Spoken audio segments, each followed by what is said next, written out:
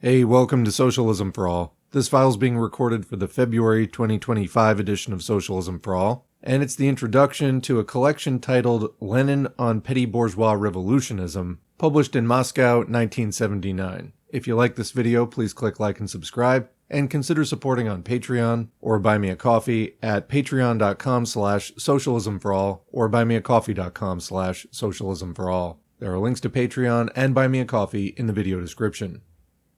So recently we started a book by Olgin titled Trotskyism, Counter-Revolution in Disguise, and in that work it's discussed how Trotskyism is not just about the work of Trotsky himself, but a reflection of petty bourgeois intellectualism. And I thought that this collection would be a nice accompaniment to that, both to expand on the topics raised in Trotskyism, Counter-Revolution in Disguise, and just because this is generally a topic which is going to come up in any capitalist country struggling to put together a proletarian movement for revolution. So on the screen you can see the table of contents of this work. What we're going to do is make a playlist, not unlike what we did with Marxism, Leninism versus Revisionism, in which we recorded each piece separately and then strung them together by the playlist. Some of these we have already recorded, including Marxism and Revisionism, differences in the European labor movement, and left-wing communism and infantile disorder. The rest we're going to record individually, and then you'll see those posted in the near future. The book has divided the readings into 4 sections, and it has also included an introduction for each of those 4 sections, so we will record and post those too as we go.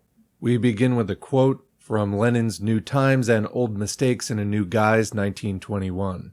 Every specific turn in history causes some change in the form of petty bourgeois wavering, which always occurs alongside the proletariat, and which in one degree or another always penetrates its midst. Petty bourgeois reformism, i.e. servility to the bourgeoisie covered by a cloak of sentimental democratic and, quote, social democratic phrases and fatuous wishes, and petty bourgeois revolutionism, menacing, blustering, and boastful in words, but a mere bubble of disunity, disruption, and brainlessness in deeds. This wavering will inevitably occur until the taproot of capitalism is cut.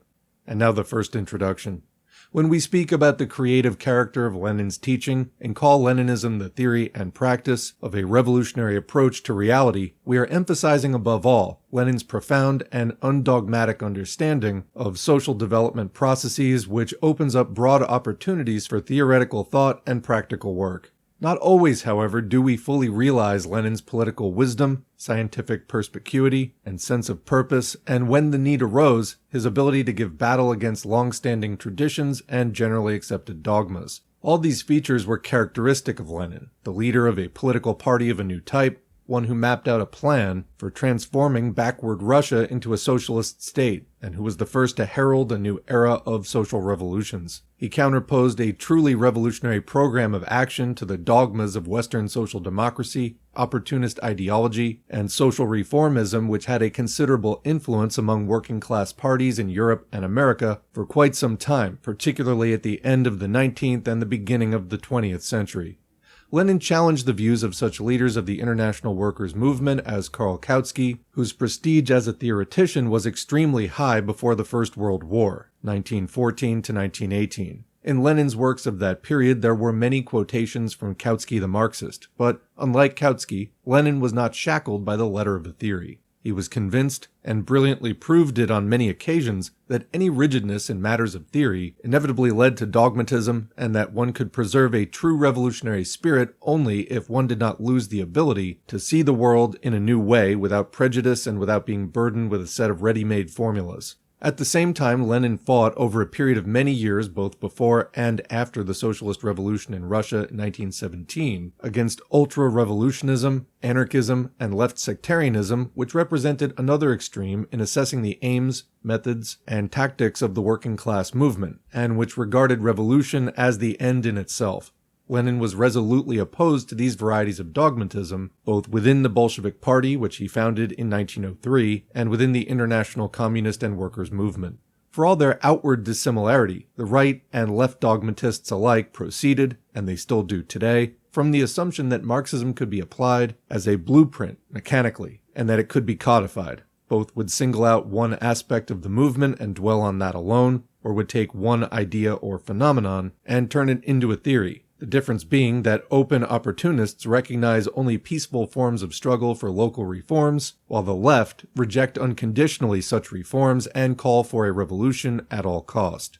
In his writings, numerous statements, letters, and notes, Lenin explained that the turning of any one aspect or trend of the revolutionary movement into an absolute is untenable theoretically and highly dangerous practically. In condemning the adventurism of the ultra-revolutionaries, Lenin referred again and again to Marx and Engels, the founders of scientific communism, who warned against attempts to get ahead of developments, to make an impromptu revolution, and call for the immediate overthrow of the existing order when neither the objective nor the subjective conditions for this existed. Creative Marxism, as Lenin had shown, demands that the choice of forms of struggle for socialism be determined by concrete historical conditions and rejects all abstract, rigid formulas and recipes, regardless of whether they emanate from the right or left. For Lenin wrote, "Real life, real history includes different tendencies, just as life and development in nature include both slow evolution and rapid leaps, breaks in continuity,"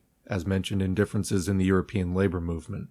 But Lenin did not only point out the theoretical mistakes of the right and pseudo-left dogmatists, fight against their tactical and strategic programs and actions, and expose all the harm which these programs and actions did to the consistent revolutionary struggle of the working class and its allies. He believed it to be absolutely necessary to show what these two trends had in common, as they still have today, for both attacked Marxism but from two different directions. In other words, Lenin showed the identity of their social origin. Lenin had explained on many occasions that both open conciliation with the ruling bourgeoisie and adventurism of the heroes of revolutionary phrase-making resulted from the influence which the petty bourgeoisie, with its political vacillations and quick changes of sentiments from revolutionary enthusiasm to despair, exerted on the proletariat, especially on its less politically conscious sections. This influence varies. It may be fairly strong or relatively weak, or it may last over a long period or recur from time to time.